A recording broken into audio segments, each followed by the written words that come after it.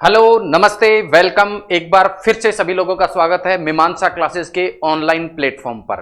Polity special batch हमारा चल रहा है और पॉलिटी स्पेशल बैच में पिछली जो हमारी क्लास थी वो थी राष्ट्रपति और राज्यपाल के बारे में। राष्ट्रपति और राज्यपाल के बारे में हमारे संविधान में किस किस प्रकार के प्रावधान किए गए हैं, संविधान के कौन से भाग में किए गए हैं और उनके तहत क्या क्या व्यवस्थाएं राष्ट्रपति या राज्यपाल के संदर्भ में की गई हैं, उसके विषय में पिछली क्लास में हमने बात की थी। और हमने देखा था कि किस प्रकार से राष्ट्रपति का निर्वाचन होता है, उसकी पदावधि कितनी होती है, राज्यपाल की नियुक्ति किस प्रकार से होती है, पदावधि कितनी होती है, राष्ट्रपति राज्यपाल जो है शपथ किसके समक्ष लेते हैं, वो त्यागपत्र किसे देते हैं, उनकी पद रिक्तता किस स्थिति में हो जाती है, और जब पद रिक्त हो जाता है तो कौन व्यक्ति राष्ट्रपति या राज्यपाल के कर्तव्यों का निर्वहन करता है। इस संबंध में सभी संवैधानिक प्रावधान को हमने तुलनात्मक रूप से देखा था। आपको फिर मैं याद दिला दूं कि राष्ट्रपति और राज्यपाल का जो टॉपिक है उसे हम पूर्ण रूप से तुलनात्मक रूप से पढ़ेंगे। तुलनात्मक रूप से पढ़ने का कारण है कि राष्ट्रपति और राज्यपाल की जो शक्तियां हैं वो संघ और राज्य के मामले में मिलती जुलती हैं, इसलिए एक तरफ हम राष्ट्रपति को पढ़ते चलेंगे और उसी के पैरेलल, उसी के समांतर हम राज्यपाल के बारे में भी उन्हीं चीज़ों को पढ़ते चलेंगे, ताकि आपकी जो समझ है राष्ट्रपति और राज्यपाल के संवैधानिक प्रावधानों या उनके कार्यों के बारे में वो बेहतर तरीके से तुलनात्मक दृष्टि से अच्छी हो सके। पॉलिटी स्पेशल जो हमारा बैच है उस बैच को इस प्रकार से डिजाइन किया गया है कि संविधान के जितने भी टॉपिक्स प्रतियोगी परीक्षाओं में पूछे जाते हैं उन सभी में जो है किस प्रकार के प्रश्न पूछे जाते हैं उसको दृष्टिगत रखते हुए इस सिलेबस को तैयार किया गया है, इस बैच को तैयार किया गया है। एनसीईआरटी की जो पाठ्यक्रम है उसको इसमें समाहित किया गया है। एम लक्ष्मीकांत जो कि बाइबल कही जाती है पॉलिटी सब्जेक्ट संविधान के लिए सिविल सेवा के विद्यार्थियों के द्वारा, उसको भी इसमें क्या किया गया है, समाहित किया गया है और बड़ी सरल भाषा में उसको व्यक्त करने का प्रयास इस बैच में हमारा है। और पॉलिटी स्पेशल बैच नाम से एक प्लेलिस्ट आपको मिल जाएगी। यूट्यूब जो चैनल है हमारा मीमांसा क्लासेस, उस पर आपको प्लेलिस्ट मिलेगी पॉलिटी स्पेशल बैच, और उसमें ये पूरा का पूरा पाठ्यक्रम जो संविधान का है उसको व्यवस्थित क्रम में नंबर वाइज क्लासेस के क्रम में दर्शाया गया है, तो आप निःशुल्क रूप से सभी विद्यार्थी उसे प्राप्त कर सकते हैं। तो आइए आज के क्लास को स्टार्ट करते हैं और राष्ट्रपति और राज्यपाल के बारे में कुछ और संवैधानिक प्रावधानों की हम बात करते हैं। आज हम बात करेंगे राष्ट्रपति और राज्यपाल को प्राप्त शक्तियों के बारे में। राष्ट्रपति और राज्यपाल को जो प्राप्त शक्तियां हैं उनका संविधान में कई जगह वर्णन किया गया है। कुछ का वर्णन संविधान के भाग 5 में किया गया है, इसी तरह राज्यपाल के संदर्भ में भाग 6 में किया गया है, और कुछ अन्य जो संविधानिक उपबंध हैं वो कुछ अन्य पार्ट संविधान के कुछ अन्य भागों में वर्णित किए गए हैं। सभी को हम देखते हुए चलते हैं। सबसे पहले हम बात करते हैं कि संविधान का जो भाग 5 है उसमें कहा गया है कि जो संघ की कार्यपालक शक्ति है वो राष्ट्रपति में निहित होगी। इसी तरह राज्यपाल के संदर्भ में कहा गया है कि राज्य की जो कार्यपालक शक्ति है वो किस में निहित होगी, राज्यपाल में निहित होगी।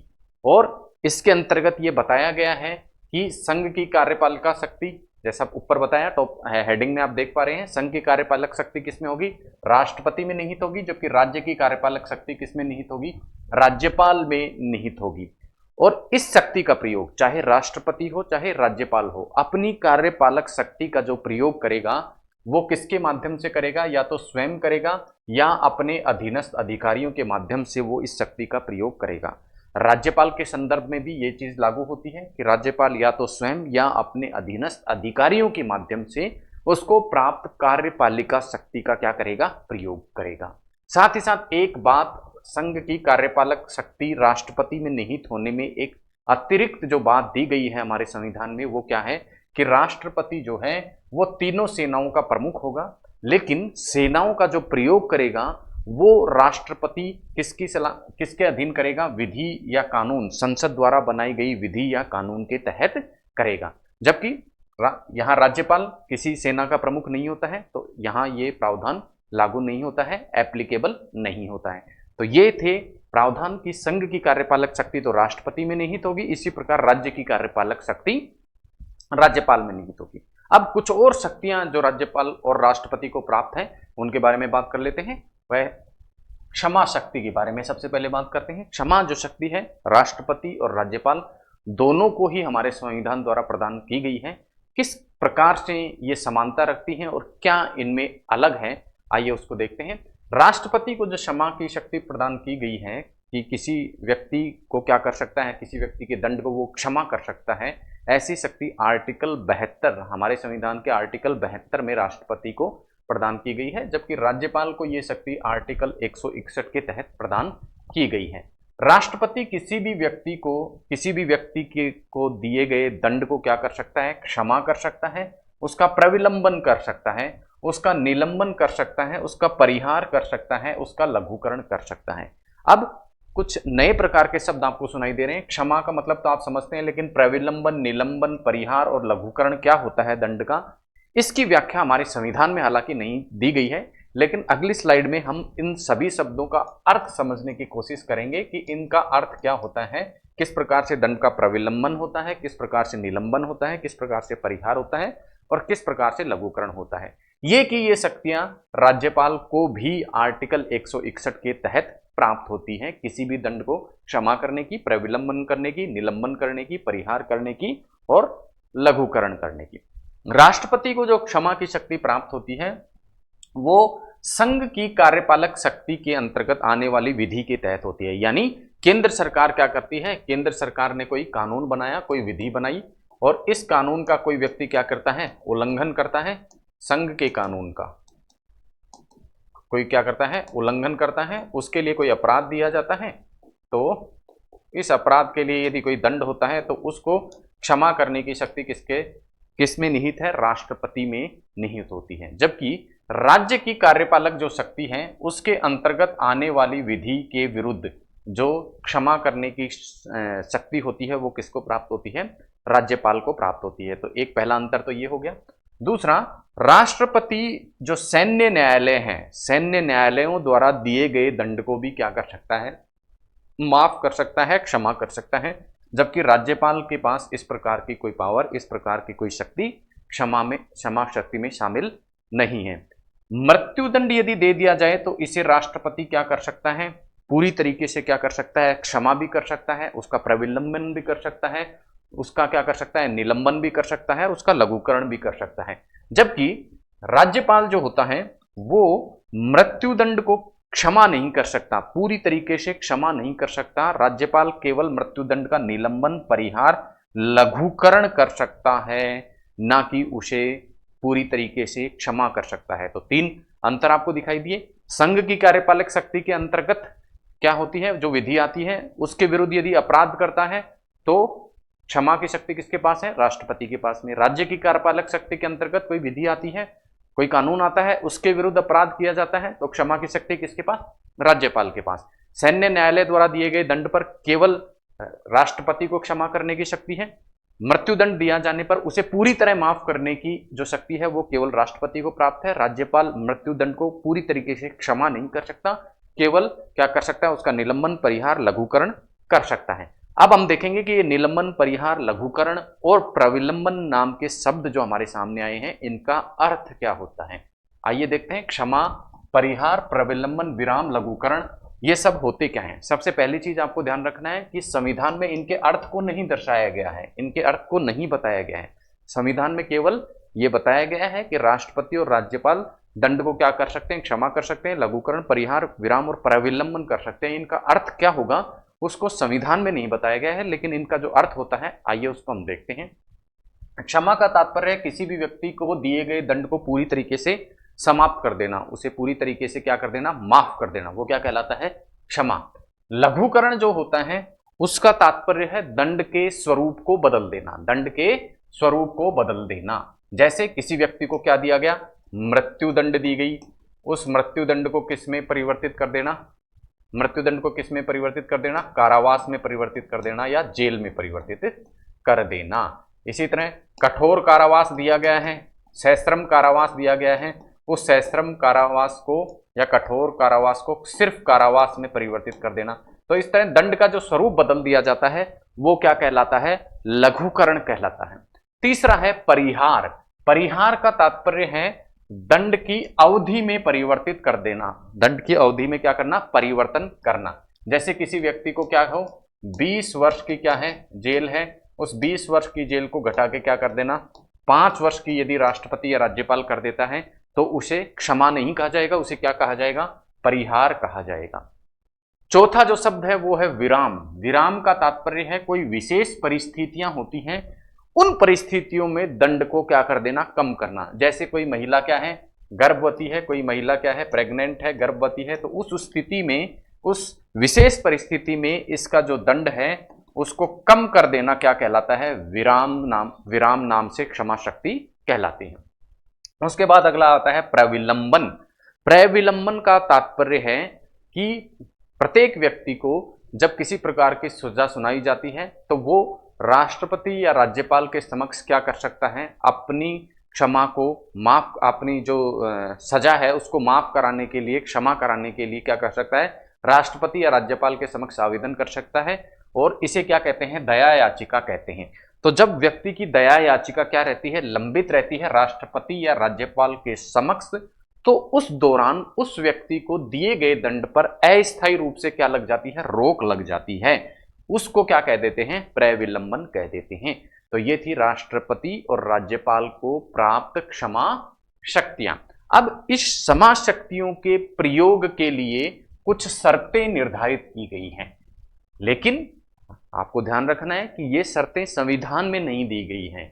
ये शर्तें संविधान में उल्लेखित नहीं की गई है क्षमा शक्ति वाले आर्टिकल में, ना तो आर्टिकल 72 में और ना ही आर्टिकल 161 में। ये बातें अन्य आर्टिकल्स में, संविधान के अन्य आर्टिकल्स में जरूर कही गई है। क्या है वो? सबसे पहली चीज तो राष्ट्रपति अपनी क्षमा शक्ति का प्रयोग, जैसा कि कहा गया है कि राष्ट्रपति क्या करेगा? राष्ट्रपति या राज्यपाल मंत्रिपरिषद की सलाह अनुसार कार्य करेंगे। तो क्षमा शक्ति के मामले में भी ये मंत्रिपरिषद की सलाह पर इसका क्या करेंगे? प्रयोग करेंगे। दूसरा, जिस व्यक्ति को क्षमा प्राप्त करनी है राष्ट्रपति या राज्यपाल से, उसको मौखिक सुनवाई का अधिकार नहीं होगा, उसे लिखित में इसके लिए क्या लगानी होगी? दया याचिका राष्ट्रपति या राज्यपाल के समक्ष लगानी होगी, और वो कैसी होगी? लिखित होगी, मौखिक सुनवाई का अधिकार प्राप्त नहीं होगा। साथ ही साथ राष्ट्रपति या राज्यपाल यदि किसी व्यक्ति के दंड को क्षमा करता है या उसका लघुकरण करता है, परिहार करता है, विराम करता है, निलंबन करता है, तो राष्ट्रपति या राज्यपाल को इसका कारण किसी को बताना आवश्यक नहीं है। उसके अलावा राष्ट्रपति या राज्यपाल क्षमा करते समय किसी व्यक्ति को जिन साक्ष्यों के आधार पर किसी व्यक्ति को सजा दी गई है, उन साक्ष्यों का क्या कर सकता है? पुनः अध्ययन कर सकता है, या अपने द्वारा दी गई क्षमा का पुनः अध्ययन कर सकता है साक्ष्यों के माध्यम से। यदि किसी व्यक्ति की दया याचिका रद्द हो जाती है तो दया याचिका वो व्यक्ति दोबारा नहीं लगा सकता। इसके अतिरिक्त यदि राष्ट्रपति या राज्यपाल द्वारा अतार्किक रूप से और मनमाने रूप से क्षमा शक्ति का प्रयोग किया जाता है, उस वक्त, उस समय न्यायालय क्या कर सकता है? इसकी न्यायिक समीक्षा कर सकता है। जो संविधान में क्षमा शक्ति राष्ट्रपति और राज्यपाल को दी गई है, उसकी न्यायिक समीक्षा किन आधारों पर की जा सकती है? यदि क्षमा शक्ति का प्रयोग अतार्किक और मनमाने तरीके से किया गया है, उस स्थिति में क्षमा जो शक्ति है उसकी न्यायिक समीक्षा न्यायालयों द्वारा की जा सकती है। तो ये थी राष्ट्रपति की और राज्यपाल की क्षमा शक्ति। अब अगली जो शक्ति हमारे संविधान में राष्ट्रपति और राज्यपाल को प्रदान की गई है वो है अध्यादेश बनाने की शक्ति। क्या बनाने की? अध्यादेश बनाने की शक्ति। अध्यादेश। अब अध्यादेश क्या होता है? यदि सरकार को क्या होता है? कोई कानून बनाना होता है, कानून बनाना होता है तो उसके दो तरीके हैं। पहला, संसद एक्ट बना दे और एक्ट संसद के दोनों सदनों द्वारा पारित होकर राष्ट्रपति उसे हस्ताक्षर कर दे तो वो एक्ट बन जाता है। दूसरा कानून बनाने का तरीका है कि राष्ट्रपति अध्यादेश निकाले, और राष्ट्रपति द्वारा अध्यादेश निकालकर जब कोई कानून बनाया जाता है तो इसे राष्ट्रपति या राज्यपाल की क्या कह देते हैं? विधायी शक्ति कह देते हैं। और इस विधायी शक्ति का जो वर्णन किया गया है वो राष्ट्रपति की विधायी शक्ति का वर्णन तो आर्टिकल 123 में किया गया है, अनुच्छेद 123 में किया गया है, जबकि राज्यपाल की विधायी शक्ति का प्रयोग आर्टिकल वर्णन जो है वो आर्टिकल 213 में किया गया है।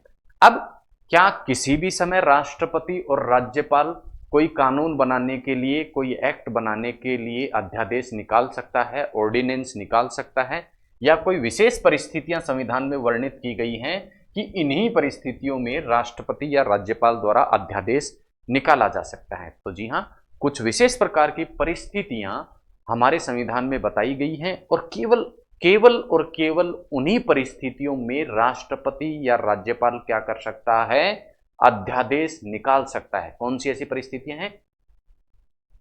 3 ऐसी परिस्थितियां हैं जब वो होंगी, तीनों की तीनों, केवल एक नहीं, तीनों परिस्थितियां जब हों, उस स्थिति में ही क्या कर सकता है, राष्ट्रपति या राज्यपाल क्या कर सकता है, अध्यादेश निकाल सकता है। पहली परिस्थिति क्या हो कि संसद का एक या दोनों सदन सत्र में न हो। आपको पता है कि संसद के 2 सदन होते हैं, एक लोकसभा और एक राज्यसभा। अब कोई भी जब कानून बनता है तो क्या होता है, लोकसभा प्लस राज्यसभा दोनों के द्वारा क्या होना चाहिए, वो पारित होना चाहिए। लेकिन मान लो एक कोई भी सदन क्या नहीं है, सत्र में नहीं है, सत्र में नहीं है, तो अब कानून बनाना संभव नहीं है, एक्ट बनाना संभव नहीं है, अधिनियम बनाना संभव नहीं है। क्यों? क्योंकि दोनों सदनों के द्वारा ये पारित होना चाहिए। तो या तो कोई एक सदन या दोनों ही सदन क्या नहीं हो, सत्र में नहीं हो, या तो लोकसभा सत्र में नहीं हो या राज्यसभा सत्र में नहीं हो या दोनों ही सत्र में ना हो। प्लस राष्ट्रपति को ये लगे कि कार्रवाई तुरंत करनी आवश्यक है, कानून बनाना तुरंत क्या है, आवश्यक है। अब कानून बनाना भी आवश्यक है और कानून बनाने वाली संस्था कौन है, संसद, वो सत्र में नहीं है, तो फिर कानून कैसे बनाया जाए? तब कानून क्या कर सकता है, राष्ट्रपति अध्यादेश से बनाता है। लेकिन यहां भी अब अध्यादेश जारी करने के लिए राष्ट्रपति को मंत्रिपरिषद की क्या होगी, सलाह जरूरी होगी। यानी मंत्रिपरिषद सलाह दे, संसद सत्र में ना हो, संसद का कोई एक सदन या दोनों सदन सत्र में ना हो, प्लस राष्ट्रपति को लगे कि ऐसी परिस्थितियां विद्यमान है कि कानून बनाया जाना आवश्यक है और मंत्रिपरिषद ने इसके लिए सलाह दे दी हो, तब राष्ट्रपति क्या करता है, अध्यादेश या ऑर्डिनेंस जारी करता है। और ऐसी ही परिस्थितियों में राज्यपाल भी क्या करता है, अध्यादेश जारी कर सकता है। कैसे? यदि देखिए राज्य में क्या होता है, ज्यादातर जो राज्य हैं वहां पर एक ही सदन होता है। राज्यों में कानून बनाने का काम कौन करता है, विधानसभा। लेकिन कई राज्यों में विधानसभा के साथ में क्या होती है, विधान परिषद भी होती है। कौन होती है, विधान परिषद। तो जिन राज्यों में विधान परिषद है वहां विधानसभा या विधान परिषद में से, विधानसभा या विधान परिषद में कोई एक सदन क्या नहीं हो, सत्र में नहीं हो, या दोनों सदन क्या नहीं हो, सत्र में नहीं हो, तब राज्यपाल को लगे कि तुरंत कार्रवाई की जानी आवश्यक है। और तीसरा, राज्य की जो मंत्री परिषद है उसने राज्यपाल को सलाह दे दी हो कि अध्यादेश निकाला जा सकता है, तो उस कंडीशन में राष्ट्रपति क्या कर देता है, अध्यादेश निकाल देता है। अब राष्ट्रपति या राज्यपाल द्वारा जब अध्यादेश निकाल दिया जाता है तो क्या उस अध्यादेश के तहत बनाया गया कानून संसद द्वारा बनाए गए कानून की तरह सदैव के लिए लागू रहता है या उसके प्रभाव की कुछ अवधि रहती है? तो इसमें मैं आपको बता दूं कि अध्यादेश बनाने की जो पावर है वो केवल एक संविधान में अस्थायी रूप की व्यवस्था है। अस्थायी का तात्पर्य है कि कानून या एक्ट बनाने वाली जो संस्थाएं हैं, संसद और राज्य के विधानमंडल, वो यदि सत्र में न हो और ऐसी त्वरित कार्रवाई की आवश्यकता पड़ जाए, उस स्थिति के लिए ये अध्यादेश की शक्ति राष्ट्रपति और राज्यपाल को प्रदान की गई है, ना कि संसद और विधानमंडल के विकल्प के रूप में ये अध्यादेश की शक्ति प्रदान की गई है। इसलिए राष्ट्रपति और राज्यपाल द्वारा जो बनाए गए अध्यादेश हैं उनकी जो प्रभाव अवधि होती है वो संसद या विधानमंडल द्वारा बनाए गए कानून की तरह सदैव के लिए नहीं होती है। तो कितनी होती है, इसका वर्णन भी किसमें दिया गया है, आर्टिकल 123 और 213 में ही अध्यादेश का वर्णन है और उसी में प्रभाव अवधि का भी वर्णन दिया गया है। तो अध्यादेश की जो प्रभाव अवधि होती है वो, जैसा मैंने आपको बताया, ये अध्यादेश कब जारी किया जाता है, जब सदन सत्र में ना हो, या तो एक सदन या दोनों ही सदन सत्र में ना हो, तब अध्यादेश जारी किया जाता है। अब सदन क्या होता है, जब पुनः सत्र में आ जाए, सदन पुनः सत्र में आ जाए,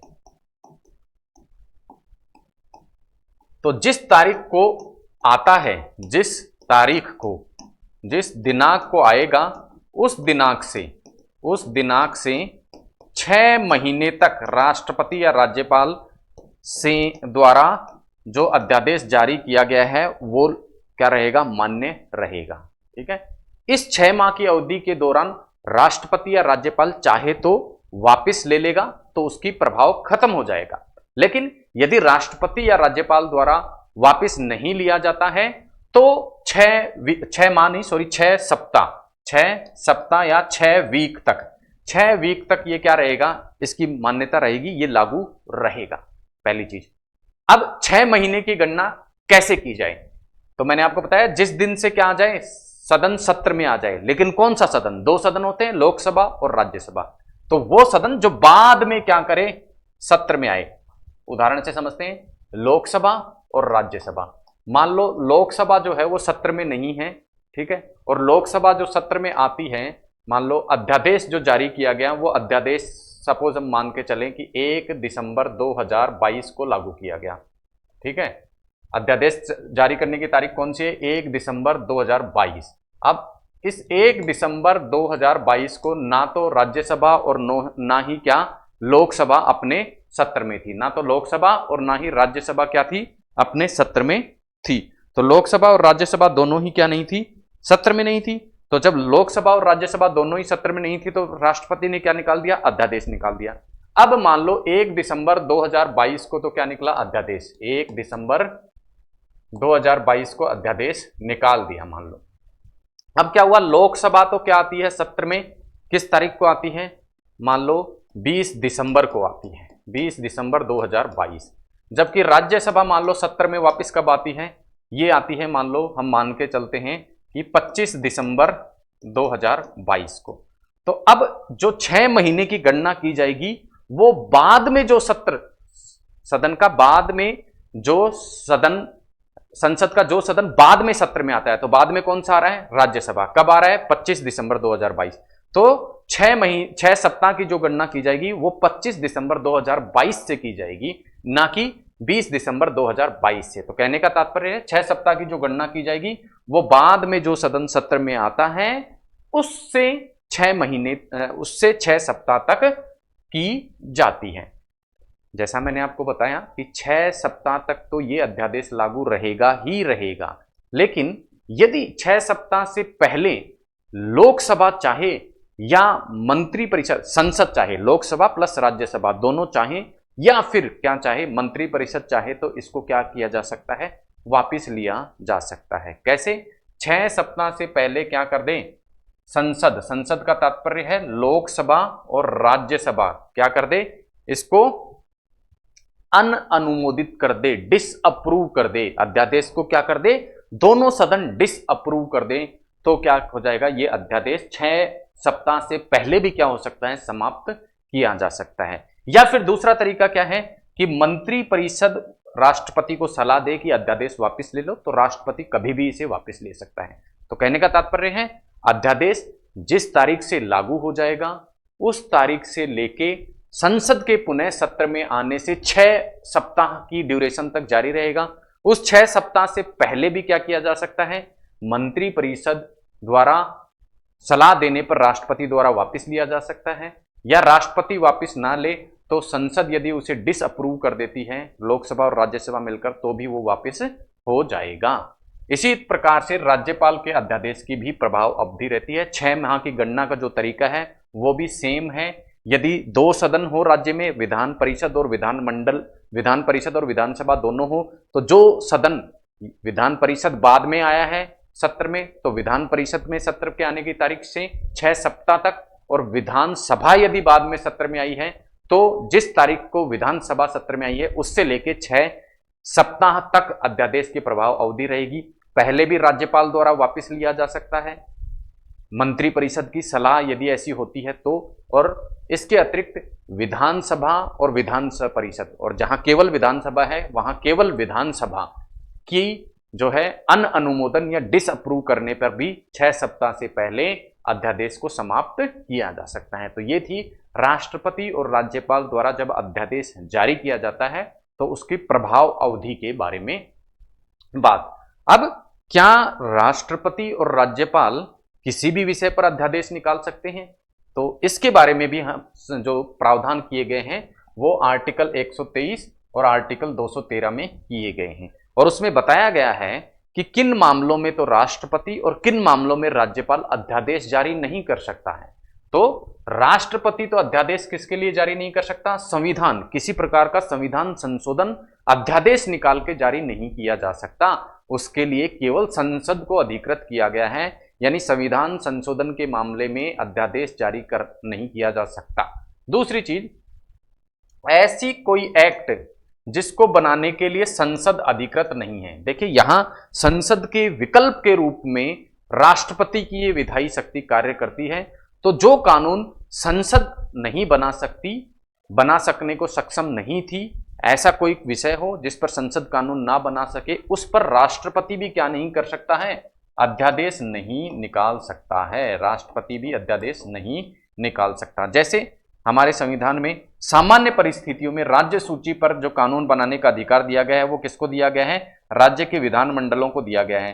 तो अध्यादेश के मामले में भी ये चीज लागू होती है कि ऐसा नहीं है कि अध्यादेश द्वारा राष्ट्रपति राज्य सूची के किसी विषय पर कानून बना दे। तो कहने का तात्पर्य है संसद को जो प्राप्त शक्तियां हैं उससे बाहर जाकर राष्ट्रपति अध्यादेश के द्वारा कानून नहीं बना सकता। ऐसे कानून जिन्हें बनाने के लिए संसद अधिकृत नहीं है वो अध्यादेश के माध्यम से भी राष्ट्रपति द्वारा नहीं बनाए जा सकते। राज्यपाल के बारे में यदि हम बात करें तो राज्यपाल भी क्या होता है? राज्यपाल को भी के लिए भी कुछ ऐसी स्थितियां वर्णित की गई हैं जब वो अध्यादेश नहीं बना सकता है, नहीं निकाल सकता है। तो किन मामलों में अध्यादेश नहीं निकाल सकता? ऐसा कोई कानून राज्यपाल द्वारा अध्यादेश के माध्यम से नहीं बनाया जा सकता जिसको बनाने के लिए विधानमंडल अधिकृत नहीं है। तो यहां राज्यपाल की विधायी शक्ति विधानमंडल या विधानसभा के विकल्प के रूप में कार्य करती है। तो जब विधानसभा किसी विषय पर कानून नहीं बना सकती, वहां पर राज्यपाल भी उस विषय पर कानून अध्यादेश के माध्यम से नहीं बना सकता। और साथ ही कुछ ऐसी स्थितियां बताई गई हैं कि यदि अध्यादेश जिस विषय पर बनाया जा रहा है उस विषय पर, ध्यान से सुनना, अध्यादेश जिस विषय पर बनाया जा रहा है उस विषय पर यदि क्या बनाया जाता? राज्य के विधानमंडल द्वारा कानून बनाया जाता, तो ऐसी स्थितियों में राज्यपाल को यदि अध्यादेश उस विषय के ऊपर लाना है तो उसके लिए उसको राष्ट्रपति का निर्देश लेना होगा। तो राष्ट्रपति का निर्देश राज्यपाल को किन मामलों में लेना होगा? यदि अध्यादेश किस कानून से संबंधित है? ऐसे कानून से संबंधित है यदि उस विषय से संबंधित कानून को राज्य का विधानमंडल बनाता तो वो कानून स्वीकृति के लिए किसके पास जाता? राष्ट्रपति। सिफारिश के लिए किसके पास में जाता? राष्ट्रपति के पास जाता। तो ऐसे विषय के मामले में अध्यादेश बनाने के लिए भी राष्ट्रपति की क्या होगी? निर्देश आवश्यक होगा अध्यादेश लाने से पहले। इसी तरह यदि कोई बिल विधानमंडल द्वारा बनाया जाता और वो राष्ट्रपति के लिए आरक्षित होता तो ऐसे विषयों से संबंधित अध्यादेश बनाने घोषित करने के लिए भी क्या करना पड़ेगा? राज्यपाल को पहले राष्ट्रपति से निर्देश लेने होंगे। और यदि कोई ऐसा कानून बनाया जा रहा है अध्यादेश के माध्यम से जिसको यदि राज्य का विधानमंडल बनाता तो उस पर राष्ट्रपति की अनुमति आवश्यक होती, तो इस स्थिति में भी राज्यपाल को अध्यादेश स्थापित करने से पहले राष्ट्रपति के निर्देश लेने होंगे। यानी 3 ऐसी परिस्थितियां हैं जब अध्यादेश राज्यपाल द्वारा निकाला तो जा सकता है लेकिन उसको निकालने से पहले उसे राष्ट्रपति से निर्देश लेने होंगे। 3 ऐसी स्थितियां कौन सी हैं? कि यदि ऐसे विषय पर अध्यादेश है जिस विषय पर यदि विधानमंडल कानून बनाता तो उसे राष्ट्रपति हेतु आरक्षित किया जाता, यदि कोई ऐसा बिल है जिस पर राष्ट्रपति की अनुमति आवश्यक होती, या फिर कोई ऐसी विधि है जिस पर राष्ट्रपति की सिफारिश आवश्यक होती, तो इन तीनों से संबंधित अध्यादेश के लिए राज्यपाल को राष्ट्रपति के निर्देश लेने होंगे। तो ये थी राष्ट्रपति के अध्यादेश से संबंधित शक्ति। ये शक्ति हमारे संविधान के आर्टिकल 123 और 213 में वर्णित की गई है, आपने देखा। लेकिन लोकसभा के जो प्रक्रिया नियम हैं उनमें भी अध्यादेशों के बारे में एक बात कही गई है। वो क्या कही गई है कि अध्यादेश किन परिस्थितियों के, देखिए अध्यादेश को मैंने बताया कि अध्यादेश संसद की क्या है? संसद की कानून बनाने की शक्ति का विकल्प है। लेकिन ये विकल्प कब प्रयोग किया जाना चाहिए? जब कुछ पर्टिकुलर परिस्थितियां हो जिनका वर्णन संविधान में दिया गया है। और इस विकल्प का प्रयोग जब किया जाएगा तो लोकसभा की प्रक्रिया नियमों में, संविधान में नहीं, लोकसभा की प्रक्रिया नियमों में यह कहा गया है कि जब जब अध्यादेश जारी किया जाएगा तब तब उस अध्यादेश को जारी करने की परिस्थितियों का वर्णन सदन के सामने रखना आवश्यक होगा। तो ये था अध्यादेश के संबंध में लोकसभा का प्रक्रिया नियम। तो संवैधानिक प्रावधानों को भी हमने देखा अध्यादेश के लिए और लोकसभा के प्रक्रिया नियमों को भी हमने अध्यादेश के संदर्भ में देखा। अब जैसा मैंने आपको बताया, दो बार पिछली 2 स्लाइड्स में मैं आपको बता चुका हूं कि राष्ट्रपति और राज्यपाल की जो अध्यादेश स्थापित करने की या अध्यादेश जारी करने की शक्ति है वो केवल और केवल कुछ विशेष परिस्थितियों में उन्हें प्रदान की गई है। और चूंकि इन विशेष परिस्थितियों के उपस्थित होने पर ही संविधान के अनुसार इस शक्ति का प्रयोग किया जा सकता है, लेकिन हमने देखा है कि कई बार मंत्री परिषद की सलाह पर चूंकि राष्ट्रपति और राज्यपाल को कार्य करना होता है तो बहुत से ऐसे विषय हैं जहां अध्यादेश की आवश्यकता नहीं होती और अध्यादेश निकाल दिया जाता है, क्योंकि हमारे संविधान में अध्यादेश निकालने के लिए व्यवस्था की गई है कि राष्ट्रपति को लगे कि ऐसी स्थिति विद्यमान है। अब ये राष्ट्रपति को किस स्थिति में लगे उसके बारे में कोई वर्णन नहीं किया गया है, ऐसी कोई पर्टिकुलर स्थिति नहीं बताई गई है कि ऐसी स्थिति में ही अध्यादेश निकाला जाए। तो उसके कारण कई बार बार अध्यादेश निकाले गए हैं और संसद की जो कानून बनाने की शक्ति है उसके विकल्प के रूप में इसको प्रयोग किया जाने लगा। तब न्यायालय ने क्या किया है, न्यायालय ने इसमें हस्तक्षेप किया, सरकार ने भी कुछ संविधान संशोधन किए और ये संविधान संशोधन जो थे, सबसे पहला संविधान संशोधन किया गया इस संदर्भ में 38वां संविधान संशोधन 1975 में। और आपको पता है कि इमरजेंसी 1975 में लगी हुई थी और अध्यादेशों का वो दौर था, क्योंकि लोकसभा और राज्यसभा या संसद के सदन उस समय सत्र में नहीं रहते थे, तो धड़ाधड़ अध्यादेशों के माध्यम से कानून बनाए गए। तो इसके लिए एक 1975 में 38वां संविधान संशोधन सरकार ने पारित किया और कहा कि जो अध्यादेश बनाने की जो शक्ति है राष्ट्रपति की, उसकी न्यायिक समीक्षा नहीं की जा सकती है। और इस संविधान संशोधन के पश्चात अब क्या कर सकता था, अब राष्ट्रपति कभी भी मंत्रिपरिषद की सलाह पर अध्यादेश जारी कर सकता था।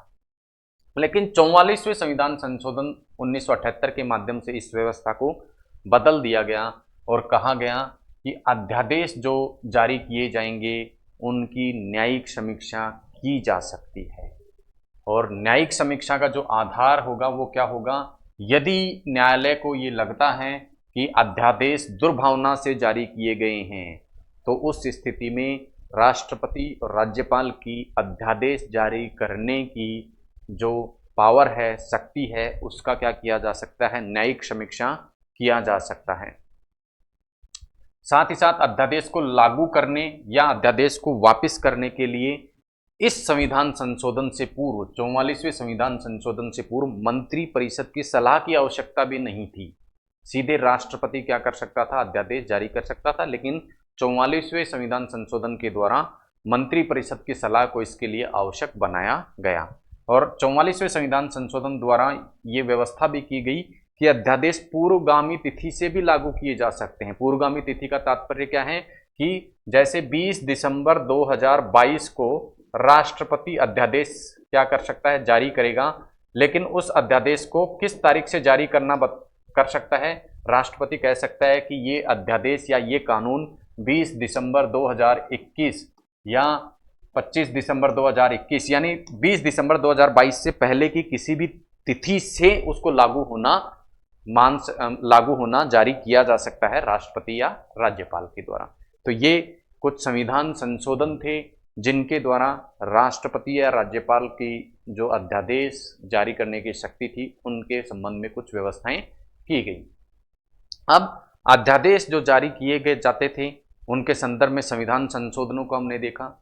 संविधान संशोधनों को देखने के बाद हम बात करेंगे कि न्यायालय में क्या इसके विषय में किसी प्रकार का प्रश्न उठा, तो हाँ, डीसी वाधवा जो वाद था इसमें राष्ट्रपति और राज्यपाल को प्राप्त जो अध्यादेश की शक्ति है, जो विधायी शक्ति उनको प्राप्त है अध्यादेश जारी करने की, उसके विषय में मामला आता है और उस विषय में अपना निर्णय सुनाते हुए न्यायालय कहता है कि अध्यादेश जो है वो एक्ट, संसद की जो एक्ट बनाने की शक्ति है उसका पूरक नहीं है, केवल उसका इमरजेंसी विकल्प है।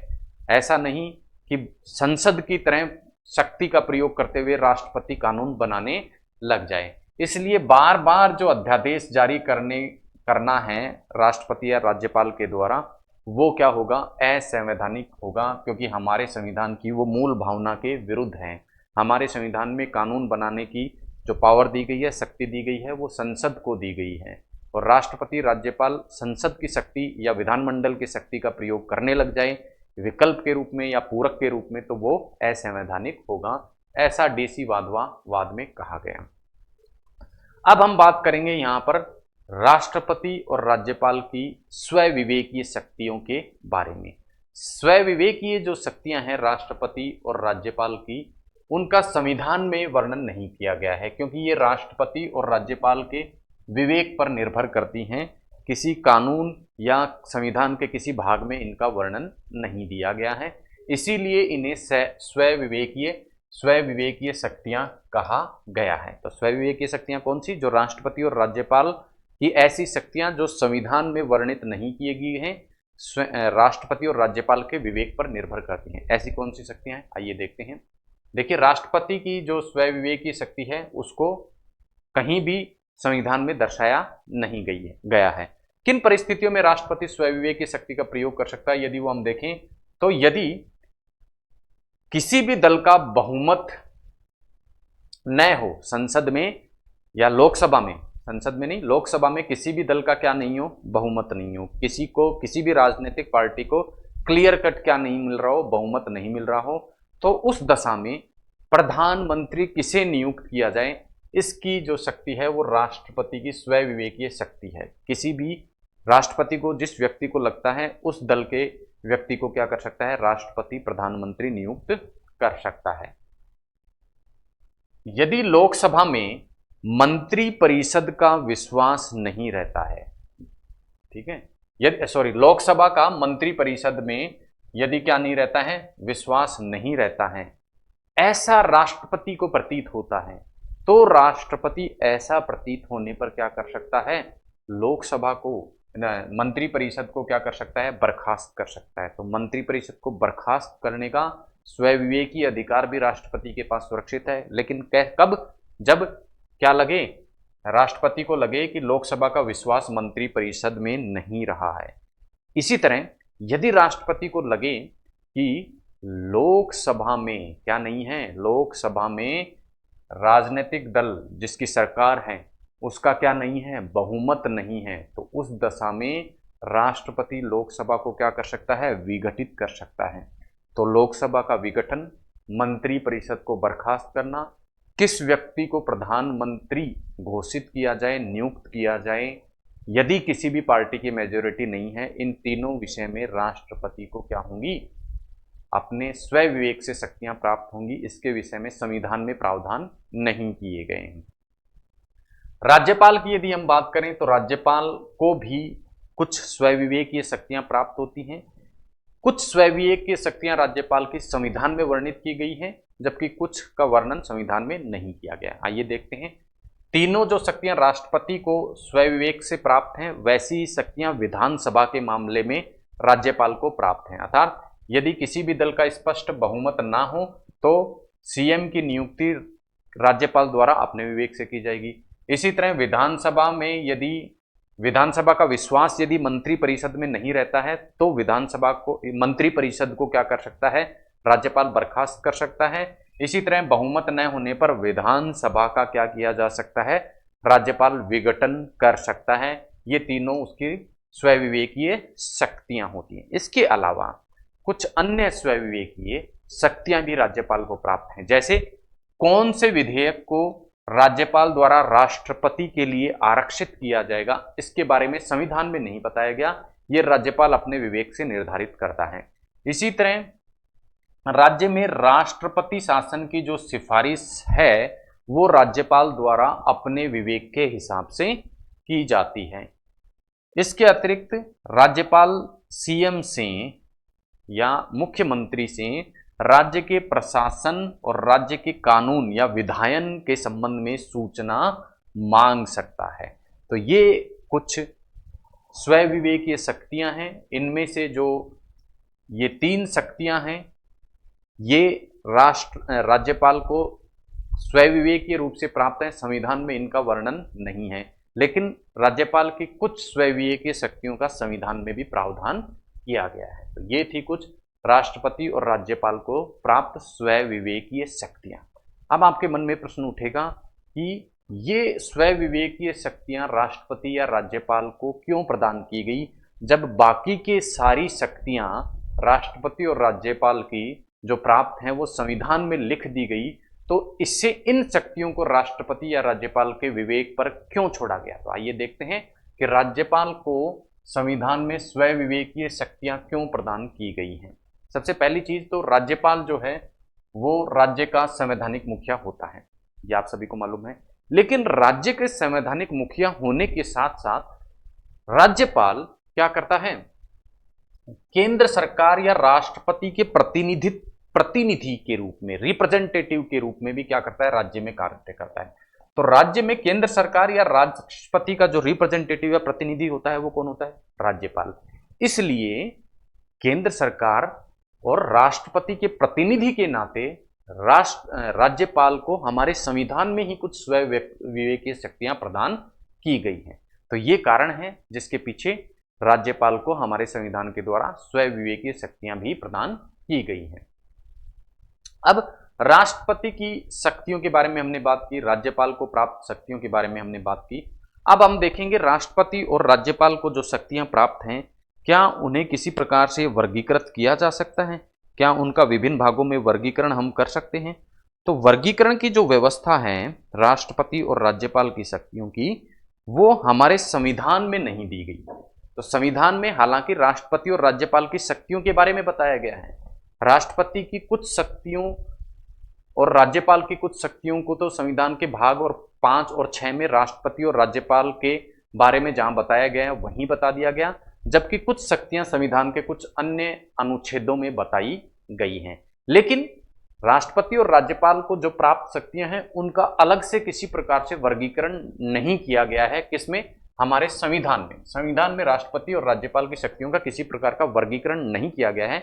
लेकिन राष्ट्रपति और राज्यपाल जो जो कार्य करते हैं उनको हम ब्रॉड रूप से या मोटे तौर पर 8 कैटेगरीज में बांट सकते हैं, 8 भागों में बांट सकते हैं। वो भाग कौन कौन से हैं, ये उनके कृत्यों के आधार पर विभाजन हमारे द्वारा किया जा सकता है। संविधान में इस प्रकार का विभाजन नहीं दिया गया है। पहला, कार्यकारी शक्तियां राष्ट्रपति और राज्यपाल की। दूसरा, राष्ट्रपति और राज्यपाल की विधायी शक्तियां। तीसरा, राष्ट्रपति और राज्यपाल की वित्तीय शक्तियां। चौथा, न्यायिक शक्तियां, कूटनीतिक शक्तियां, सैन्य शक्तियां, आपातकालीन शक्तियां और वीटो पावर। आइए एक एक करके देखते हैं कि इनके अंतर्गत किस किस प्रकार की शक्तियां राष्ट्रपति या राज्यपाल को प्राप्त होती हैं। सबसे पहले राष्ट्रपति और राज्यपाल की कार्यकारी शक्तियों की बात करते हैं। कार्यकारी शक्तियों की का तात्पर्य है एग्जीक्यूटिव पावर, एग्जीक्यूशन या कार्य करने संबंधी शक्तियां। तो कार्य करने संबंधी शक्तियां कौन कौन सी प्राप्त हैं, देखिए, संघ सरकार के सभी जो कार्य हैं वो राष्ट्रपति के नाम से किए जाते हैं। इसी तरह जो संघ सरकार के मंत्री होते हैं उसमें कार्य वितरण के जो नियम हैं वो भी किसके द्वारा बनाए जाते हैं, राष्ट्रपति के द्वारा बनाए जाते हैं। प्रधानमंत्री और मंत्रियों की जो नियुक्ति की जाती है वो भी किसके द्वारा की जाती है, राष्ट्रपति के द्वारा की जाती है। इसी तरह राज्यों में राज्यपाल की, महान्यायवादी की, सीएजी जो हमारा है चुनाव आयोग, लोकपाल, यूपीएससी, वित्त आयोग, एससी एसटी ओबीसी जो आयोग है उसमें नियुक्तियां भी किसके माध्यम से किसके द्वारा की जाती हैं, राष्ट्रपति के द्वारा। इसी तरह राष्ट्रपति प्रधानमंत्री से प्रशासनिक और विधायी प्रस्ताव क्या कर सकता है, मांग सकता है। ऐसे विनिश्चयों पर सूचना प्रधानमंत्री से कौन कर सकता है, राष्ट्रपति मांग सकता है जिस पर मंत्रिपरिषद ने निर्णय न लिया हो। इसी प्रकार राष्ट्रपति क्या कर सकता है, अंतर्राज्य परिषद में भी क्या करता है, नियुक्तियां करता है। यूटी या केंद्र शासित जो प्रदेश हैं और अनुसूचित जनजाति जो प्रदेश हैं उनमें भी प्रशासन करता है, उनके लिए भी प्रशासन की कुछ व्यवस्थाएं राष्ट्रपति के लिए की गई हैं। तो इस प्रकार से नियुक्ति और प्रशासन संबंधी जितने भी कार्य हैं, नियुक्ति और प्रशासन संबंधी जो भी कार्य हैं वो किसके अंतर्गत आते हैं? राष्ट्रपति या राज्यपाल की कार्यकारी शक्तियों के अंतर्गत आते हैं। जहां राष्ट्रपति को संघ के मामले में ये शक्तियां प्राप्त हैं, उसी तरह राज्यपाल को राज्य सरकार के मामले में ये प्राप्त है। तो राज्यपाल क्या करेगा? राज्य सरकार के सभी कार्य राज्यपाल के लिए नाम से किए जाएंगे। राज्य में मंत्रियों को जो कार्य दिए जाएंगे उनके वितरण के नियम राज्यपाल बनाएगा। सीएम, मुख्यमंत्री और मंत्रियों की नियुक्ति कौन करेगा? राज्यपाल करेगा। इसी तरह राज्य में महाधिवक्ता, राज्य चुनाव आयोग, लोकायुक्त, राज्य वित्त आयोग, राज्य का SC ST OBC आयोग, इनमें नियुक्तियां भी किसके द्वारा की जाएंगी? राज्यपाल के द्वारा। मुख्यमंत्री से प्रशासनिक और विधायी जो प्रस्ताव हैं उन पर क्या मांग सकता है? राज्यपाल क्या मांग सकता है? सूचना मांग सकता है। और ऐसे विषयों पर सूचना मांग सकता है जिस पर पूरी मंत्रिपरिषद ने क्या लिया हो, जिस पर मंत्रिपरिषद ने निर्णय ना लिया हो। इसी तरह यूटी जो केंद्र शासित प्रदेश हैं, अनुसूचित जनजाति जो क्षेत्र हैं, उनमें भी राज्यपाल कुछ प्रावधानों के द्वारा क्या करता है? प्रशासन करता है, जिसको हमने 5वीं और 6ठी अनुसूची में देखा था। तो ये थी राष्ट्रपति और राज्यपाल को प्राप्त कुछ कार्यकारी शक्तियां। इसी तरह विधायी शक्तियां भी राष्ट्रपति और राज्यपाल को प्राप्त है। विधायी शक्ति का तात्पर्य है विधायन से संबंधित, कानून बनाने से संबंधित शक्तियां। तो ऐसी कौन सी शक्तियां प्राप्त है? सबसे पहले कानून बनाने वाली संस्था कौन है? राज्यों में तो संसद और केंद्र में तो संसद और राज्यों में विधानमंडल। तो संसद और विधानमंडल कानून जब बनाएंगी, जब इनका सत्र क्या किया जाएगा? प्रारंभ किया जाएगा, आहूत किया जाएगा। तो संसद के सत्र आहूत कौन करता है? राष्ट्रपति, जबकि विधानमंडल के सत्र आहूत करने का कार्य किसका? राज्यपाल का। इसी तरह लोकसभा का विघटन राष्ट्रपति के द्वारा, विधानसभा का विघटन राज्यपाल के द्वारा। ये भी क्या है? राष्ट्रपति राज्यपाल की विधायी शक्तियों के अंतर्गत आता है। जो संसद का संयुक्त अधिवेशन है उसका आह्वान कौन करता है? राष्ट्रपति करता है। इसी प्रकार यहाँ राज्यपाल संयुक्त अधिवेशन की कोई खैर राज्यों में तो व्यवस्था है ही नहीं। इसी प्रकार लोकसभा और राज्यसभा में सदस्यों का जो मनोनयन किया जाता है वो राष्ट्रपति के द्वारा। विधानसभा, विधान परिषद में भी कुछ सदस्यों का मनोनयन किसके द्वारा किया जाता है? राज्यपाल के द्वारा। लंबित विधेयक पर राष्ट्रपति संदेश दे सकता है। इसी तरह संसद सदस्यों की जो निर्हरता, अयोग्यता का निर्धारण है वो भी किसके द्वारा किया जाता है? राष्ट्रपति के द्वारा। अध्यादेश जारी करने की शक्ति के द्वारा सीधे तौर पर राष्ट्रपति क्या करता है? कानून बनाता है। इसी तरह कैग, यूपीएससी और वित्त आयोग की जो रिपोर्ट है उसे भी संसद के समक्ष राष्ट्रपति ही रखवाता है। और कुछ क्षेत्रों में शासन हेतु नियम भी राष्ट्रपति बनाता है। तो इस प्रकार से हम देखते हैं कि संसद या विधानमंडल के संदर्भ में राष्ट्रपति या राज्यपाल द्वारा जो भी कार्य किए जाते हैं वो राष्ट्रपति या राज्यपाल की विधायी शक्तियों के अंतर्गत आते हैं। आगे चलते हैं। न्यायिक शक्तियों की यदि हम बात करें तो राष्ट्रपति और राज्यपाल दोनों को ही कुछ न्यायिक शक्तियां प्राप्त हैं, जो को हम क्षमा शक्ति के अंतर्गत पढ़ चुके हैं। इसमें हमने देखा था कि राष्ट्रपति किसी दंड को क्या कर सकता है? क्षमा कर सकता है। इसके अतिरिक्त राष्ट्रपति ही उच्चतम और उच्च न्यायालयों में क्या करता है? न्यायाधीशों की नियुक्ति करता है। और इसके अतिरिक्त राष्ट्रपति उच्चतम न्यायालय से किन्हीं विषयों पर सलाह भी मांग सकता है। तो न्यायालयों से संबंधित जो भी शक्तियां हैं राष्ट्रपति और राज्यपाल की, वो किसके अंतर्गत आती हैं? न्यायिक शक्तियों के अंतर्गत। राज्यपाल को भी ये प्राप्त है। राज्यपाल भी दंड को क्या कर सकता है?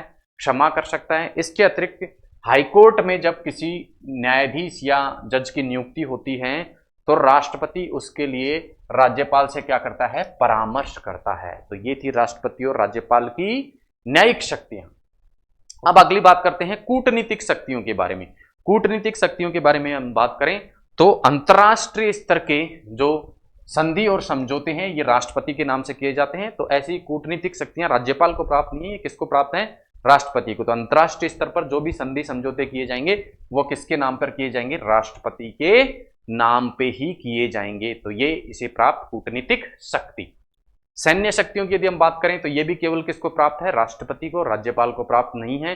राष्ट्रपति क्या होता है? तीनों सेनाओं का सर्वोच्च अधिकारी होता है। तीनों सेनाओं के प्रमुख जो होते हैं उनकी नियुक्ति भी राष्ट्रपति के द्वारा की जाती है। इसके अलावा देश में युद्ध की घोषणा या युद्ध की जो समाप्ति होती है वो भी राष्ट्रपति के द्वारा ही की जाती है। ये है राष्ट्रपति की सैन्य शक्तियां। इसके अलावा हमारे संविधान में राष्ट्रपति और राज्यपाल दोनों को आपातकालीन शक्तियां भी क्या करी गई हैं? प्रदान की गई हैं। और ये शक्तियां कौन सी हैं? कि राष्ट्रपति, राज्यपाल को ये आपातकालीन शक्तियां प्राप्त नहीं है, केवल किसको है, राष्ट्रपति को। और इसके अंतर्गत क्या करता है, राष्ट्रपति संपूर्ण देश या किसी राज्य या देश के किसी भाग में आपातकाल या राष्ट्रपति शासन या वित्तीय आपात की घोषणा कर सकता है। यह है राष्ट्रपति को प्राप्त आपातकालीन शक्तियां। अगली जो शक्ति प्रदान की गई है राष्ट्रपति और राज्यपाल को, वो है वीटो पावर। वीटो पावर का तात्पर्य है कि देखिए, जब भी कोई कानून या एक्ट बनता है तो उसके लिए क्या जरूरी है कि वो लोकसभा और राज्यसभा, लोकसभा प्लस राज्यसभा से क्या होता है, पारित होता है। और पारित होने के बाद में ये किसके पास में पहुंचता है, राष्ट्रपति के पास में पहुंचता है, या राज्यों के मामले में किसके पास पहुंचता है, गवर्नर के पास में पहुंचता है। विधानसभा से पारित होगा और विधानसभा से पारित होकर किसके पास में पहुंचेगा, गवर्नर के पास में या राज्यपाल के पास में पहुंचेगा। तो अब जब प्रेसिडेंट या गवर्नर इस पे साइन कर देगा तब ही ये क्या बनेगा, एक्ट बनेगा। तो यहां तक ये क्या रहता है, बिल कब तक रहता है, जब तक राष्ट्रपति या राज्यपाल के साइन नहीं हो। और जब साइन हो जाते हैं तब उसके बाद ये बनता है एक्ट। तो बिल के एक्ट बनने के लिए जरूरी है कि राष्ट्रपति के साइन हो, लेकिन इस मामले में राष्ट्रपति को वीटो पावर उपलब्ध है। वीटो पावर का तात्पर्य क्या है कि राष्ट्रपति या राज्यपाल बिल पर अनुमति दे या ना दे। तो इस मामले में पहली जो वीटो पावर है वो है एब्सोल्यूट वीटो, जिसके अंतर्गत राष्ट्रपति क्या करता है या राज्यपाल जो विधानमंडल या संसद द्वारा भेजा गया बिल है उस पर अनुमति को रोक लेता है, अनुमति देता नहीं है। और अनुमति न देने से क्या होगा कि वो बिल एक्ट नहीं बन पाएगा। दूसरे प्रकार की शक्ति है पॉकेट वीटो। इसके अंतर्गत राष्ट्रपति या राज्यपाल बिल पर किसी प्रकार की कार्यवाही नहीं करता, उस बिल को ना तो अनुमति उसकी रोकता है, ना उस पर अनुमति देता है, ना अनुमति रोकता है। तो इस प्रकार से वो जो बिल है वो एक्ट में बदल नहीं पाता है। इसे कह देते हैं पॉकेट वीटो। अपने पॉकेट में डाल लेता है, ना तो इस पर अनुमति देता है, ना अनुमति रोकता है, कुछ भी उसका नहीं करता है। और तीसरा है निलंबनकारी वीटो, जिसमें राष्ट्रपति या राज्यपाल बिल को पुनर्विचार के लिए भेज देता है, जिससे कुछ समय के लिए बिल क्या हो जाता है, निलंबित हो जाता है। कुछ समय के लिए बिल एक्ट में परिवर्तित नहीं होता है। हालांकि पुनर्विचार के पास पुनः ये जब राष्ट्रपति या राज्यपाल के समक्ष आता है तो इन्हें क्या होती है, मंजूरी देनी आवश्यक होती है। इसके बारे में विस्तार से जब हम संसद के बारे में चर्चा करेंगे तब पढ़ेंगे कि बिल्स किस तरह संसद में पारित किए जाते हैं। तो ये थी राष्ट्रपति और राज्यपाल को प्राप्त कुछ वीटो पावर या वीटो शक्तियां। अब हम बात करेंगे आगे राष्ट्रपति और राज्यपाल से संबंधित कुछ महत्वपूर्ण संवैधानिक अनुच्छेदों के बारे में। इन्हें भी हम तुलनात्मक रूप से देखेंगे। जैसा मैंने आपको बताया, राष्ट्रपति और राज्यपाल का अध्ययन पूरे हम स्लाइड्स के दौरान हम तुलनात्मक रूप से कर रहे हैं। क्यों? क्योंकि दोनों के कार्य क्या हैं, संघ और राज्य के मामले में मिलते जुलते हैं। तो राष्ट्रपति से संबंधित अनुच्छेदों को हम देख लेते हैं। सबसे पहले राष्ट्रपति से संबंधित पहला अनुच्छेद है 52, जिसमें राष्ट्रपति के पद के बारे में बताया गया है। अनुच्छेद 53 में संघ की कार्यपालक शक्ति राष्ट्रपति में निहित होना बताया गया है। अनुच्छेद 54 में राष्ट्रपति के निर्वाचक मंडल इलेक्टोरल कॉलेज और उसके निर्वाचन की प्रक्रिया के बारे में बताया गया है। 55 में निर्वाचन प्रणाली के बारे में बताया गया है। अनुच्छेद 56 में राष्ट्रपति की पदावधि, उसके त्यागपत्र और उसके पद से हटाने को तरीके के बारे में बताया गया है। अनुच्छेद 57 में राष्ट्रपति के पुनर्निर्वाचन के बारे में बात की गई है। अनुच्छेद 58 में राष्ट्रपति पद के लिए अहर्ता या योग्यता क्या होंगी, इसको बताया गया है। अनुच्छेद 59 में राष्ट्रपति पद के लिए शर्तों के बारे में बताया गया है। अनुच्छेद 60 में राष्ट्रपति पद की शपथ। 61 में राष्ट्रपति पर महाभियोग प्रक्रिया। अनुच्छेद 62 में राष्ट्रपति के पद रिक्त होने की स्थितियों के बारे में बताया गया है। अनुच्छेद 70 में उपराष्ट्रपति के राष्ट्रपति के रूप में कार्य करने की स्थितियों को बताया गया है। और अनुच्छेद 71 में राष्ट्रपति के निर्वाचन के जो विवाद होंगे उन पर निर्णय किस प्रकार होगा, इसके बारे में बताया गया है। अनुच्छेद 72 में राष्ट्रपति की क्षमा शक्ति के बारे में बताया गया है, जबकि अनुच्छेद 123 में राष्ट्रपति की अध्यादेश या विधायी शक्ति के बारे में बताया गया है। इन अनुच्छेदों को हम अलग से इसलिए पढ़ रहे हैं क्योंकि यदि हम राष्ट्रपति और राज्यपाल की जो शक्तियां हैं या उनके निर्वाचन, शपथ और त्यागपत्र के जो तरीके हैं उनके साथ इनको पढ़ते तो हमें याद करने में कठिनाई होती, इसीलिए हम इनको अलग से यहाँ पर पढ़ रहे हैं। इसी तरह राज्यपाल से संबंधित महत्वपूर्ण अनुच्छेदों को हम देखें तो 153 में राज्यपाल के पद को बताया गया है। अनुच्छेद 154 में राज्य की कार्यपालक शक्ति राज्य में निहित होना बताया गया है, राज्यपाल में निहित होना। 155 में राज्यपाल की नियुक्ति के बारे में बताया गया है। 156 में राज्यपाल की पदावधि और त्यागपत्र के बारे में। 157 में राज्यपाल पद की अहर्ता के बारे में। आर्टिकल 158 में राष्ट्रपति की जो पद है, राज्यपाल का जो पद है उसके लिए शर्तों के बारे में बताया गया है।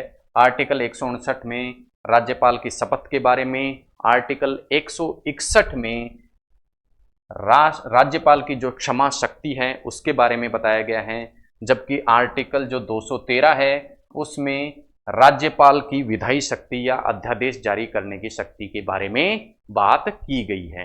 तो ये थे राष्ट्रपति और राज्यपाल के संबंध में जो महत्वपूर्ण संविधान, हमारे संविधान में जो अनुच्छेद दिए गए हैं उनके बारे में चर्चा। आइए आगे चलते हैं और राष्ट्रपति से संबंधित कुछ महत्वपूर्ण तथ्यों को हम देखेंगे जिनको अक्सर परीक्षा में पूछ लिया जाता है। आइए देखते हैं ऐसे कौन से तथ्य हैं जो परीक्षा उपयोगी हैं राष्ट्रपति के संदर्भ में। सबसे पहला तथ्य, डॉक्टर राजेंद्र प्रसाद ऐसे एकमात्र राष्ट्रपति रहे जो लगातार 2 कार्यकाल तक क्या रहे हैं, राष्ट्रपति रहे। भारत के 1952 से लेकर 1962 तक 2 कार्यकाल तक ये राष्ट्रपति रहे।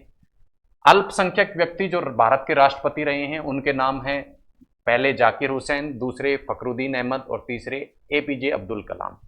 ऐसे राष्ट्रपति जिनकी अपने पद पर रहते हुए ही मृत्यु हुई उनका नाम है जाकिर हुसैन और फखरुद्दीन अहमद।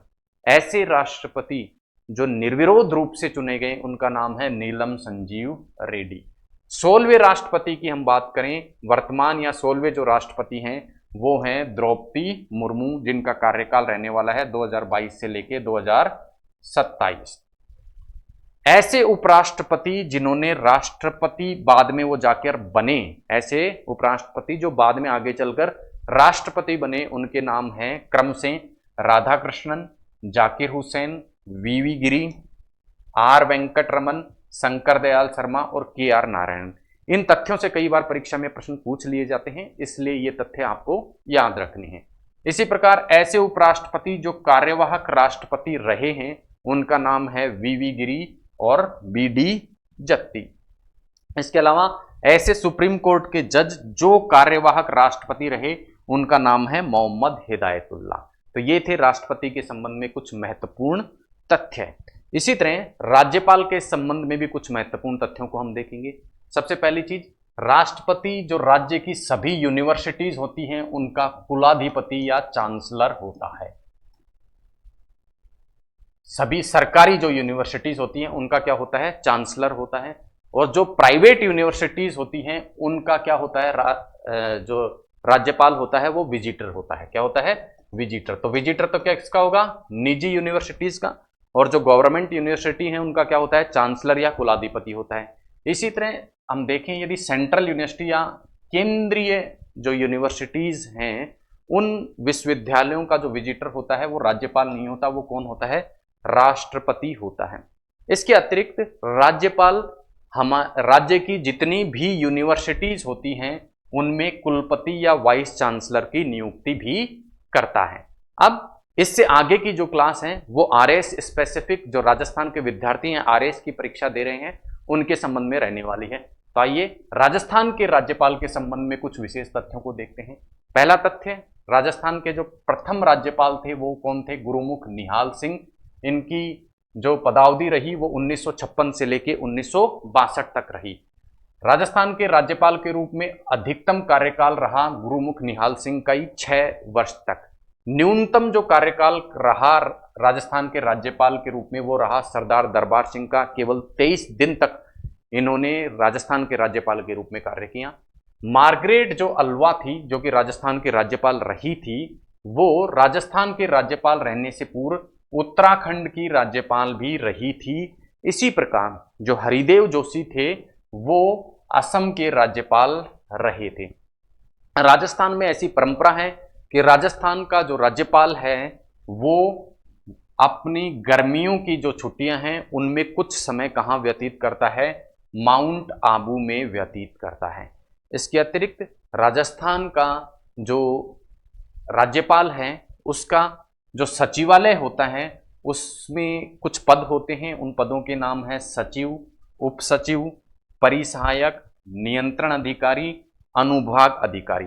और एक विशेष तथ्य हम देखें तो राजस्थान में शुरू से लेके अब तक अल्पसंख्यक व्यक्ति, मुस्लिम अल्पसंख्यक जो व्यक्ति है वो राज्यपाल के रूप में कार्य नहीं किया है। तो इस प्रकार के कुछ तथ्य हमें परीक्षा में देखने को मिलते हैं। आरएस की परीक्षा में इस प्रकार के तथ्य पूछे जाते हैं। इसी प्रकार कुछ और तथ्यों को हम देखें तो राजस्थान में राज्यपाल के पद पर रहते जो मृत्यु हुई है वो हुई है दरबारा सिंह की, निर्मल चंद जैन की, शैलेंद्र सिंह की और प्रभा राव की। सभी का क्रम शुरू से लेके अंत तक दर्शाया गया है। कार्यवाहक राज्यपाल के रूप में राजस्थान में किन किन व्यक्तियों ने कार्य किया है, ऐसे प्रश्न भी आरपीएससी की परीक्षा में पूछे जाते हैं। तो Jagat Narayan, Vedpal Tyagi, KD Sharma, DP Gupta, JS Varma, Milap Chand Jain, NL Tibrewal, Shailendra Kumar और प्रभा राव तथा मार्गरेट अल्वा ऐसे व्यक्ति रहे हैं जिन्होंने राजस्थान में कार्यवाहक राज्यपाल के रूप में कार्य किया।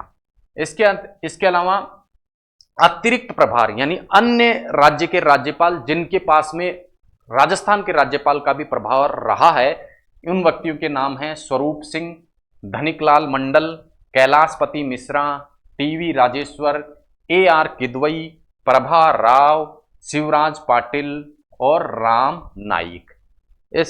इसके अलावा ऐसे व्यक्ति जिन्होंने राजस्थान के राज्यपाल के रूप में अपना त्यागपत्र दिया, उनका नाम है मदनलाल खुराना और प्रतिभा पाटिल। सभी क्रम से इनका क्रम दर्शाया गया है, पहले कौन और बाद में कौन, इसी क्रम में इनको दर्शाया गया है, क्योंकि इस क्रम से भी परीक्षा में कई बार प्रश्न पूछ लिए जाते हैं। तो इस प्रकार आज की क्लास में हमने राष्ट्रपति और राज्यपाल के संबंध में न केवल संवैधानिक उपबंधों को देखा अपितु उनकी तुलना की, और उसके बाद संविधान के अतिरिक्त भी कुछ जो प्रावधान राष्ट्रपति और राज्यपाल के संदर्भ में किए गए हैं, उनकी संवैधानिक शक्तियाँ क्या हैं या उनके संबंध में महत्वपूर्ण तथ्य क्या हैं, उनके बारे में आज की क्लास में हमने बात की। मिलते हैं अगली क्लास में एक नए टॉपिक के साथ में। तब तक के लिए धन्यवाद। जय हिंद।